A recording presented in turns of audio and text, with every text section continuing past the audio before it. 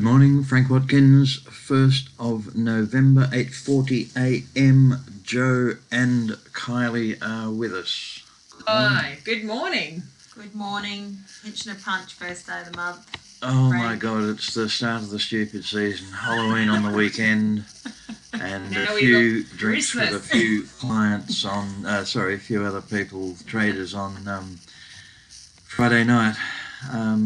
Okay, just going to rattle through the stocks that we've currently put into a high, low watch list. And the first one is 3MF. Now, the break on that would be about 16. We're at 13. I'm going to hold that in there despite the fact that we've hardly traded for 3 days. OBV is solid, so keep an eye on that one. 8CO, we are waiting for a break of the 21 cent level. Nothing much going on there. Very little trading today. Freehill Mining, 1.67 billion out there. That is the upper end of what I like in a very cheap stock. Not much volume. No. Either in that one. No, nothing much. I could almost delete that from the watch list, but I haven't got a lot in there yet, so I'll leave it. ICO, definitely like that one. Probably a break of a bit over $10. Yeah, I like that one. IMM, it did go, it filled the gap, has fallen below. I think realistically we can get rid of that one. If you're in there, you may have a stop somewhere around 52, 53, but time to delete that boy.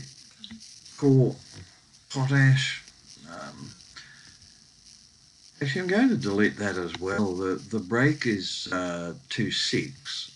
OBV is fading. Yeah, again, not much going through. Yeah. That's pretty well a solid rule. If OBV is fading, I'm not interested. During this period, we were rock solid. But had a crack. Do you know what? You can always add it back in if it starts to move again. It comes up in another scan. Yeah, it will show up. Mm-hmm. Rex, I still like Rex, but again, he's not doing much. Nah, no BB's fading too. Yes. I'm going to leave it in the list because I would expect OBV to kick if the price kicks. $1.75, the big level. 6. This could be the start of your pattern with the increase, and now OBV, if it stayed solid while it moves sideways. Yep. Hasn't traded today. Not sure if there's a halt or not, but for whatever reason hasn't traded today. WCN, this is the one that I do like. Break of 1.5. OBV pretty solid. Very little trading done. $9,000 on Friday and hasn't traded today, but it gets another opportunity. XST, have to delete this one. 3.22 billion out there. Too many. What's your cutoff? Usually about 1.5 billion. Yeah. I may, on special circumstances, go to 2, but I really don't like going more than 2 billion. Okay, pretty much the same.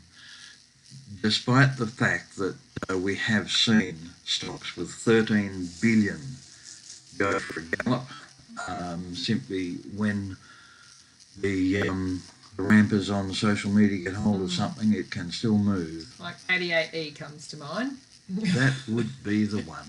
That would be the one. But it was short-lived. Yeah. What other rules do you have? I am pretty strict on my entry, but when I look at a breakout, or say if it's a big downtrend, sideways move and you've got a breakout, or say an ascending triangle, my confirmations are then I need to see how many issued. I want to see how much volume is going through. there definitely has to be an increase in volume and OBV. So there's certain confirmations I need when I see an entry. It's probably not rules, but I'm looking at putting all the odds in my favour. Yep. Anything set with profit targets? The first, I always look at what my risk is. So if I'm looking at a breakout or an ascending triangle, the first thing I ask is how much am I going to lose? How much have I got to, and where that support is. The next support is for my stop loss. And then if there is a potential target, it needs to be a 3-to-1 ratio. So I want to risk 1 to every 3 gain. Yep. Yeah, absolutely. First question, how much am I going to lose? Yeah. And usually why wouldn't I buy a stock? So I'm looking for reasons not to. So it has to add up. A lot of things have to add up. Yeah. Do you both have any rules about how long you would stay in a stock for that just keeps moving sideways? The only rule I have is trying to curtail my own impatience. Yes. Yeah, I'm having a problem with that. But here's a rule for you. Why not look at your portfolio first day of every month, 1st November being appropriate, and just sell your worst performing stock. Get rid of it. Okay. That gives you spare funds to go and find a better stock. Yep. And Makes you feel better. Makes you, yes.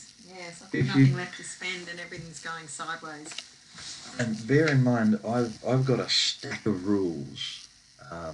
Everything's got a rule, but don't always have the discipline to follow. Yeah. We all have rules. We all break them on occasions. But as long as the rules keep you in front, so be it. Yeah. And if it is a move sideways, it's had a big move and it's moving sideways and everything is still solid, the OBV there's a bit ticking through, I actually like that long sideways move because you can pretty well, if it then breaks again, it's going to be another good solid move up. So sometimes I like seeing a good sideways move, especially in a higher end stock, not so much penny stocks. I think sometimes a sideways move, the stronger the next move will be.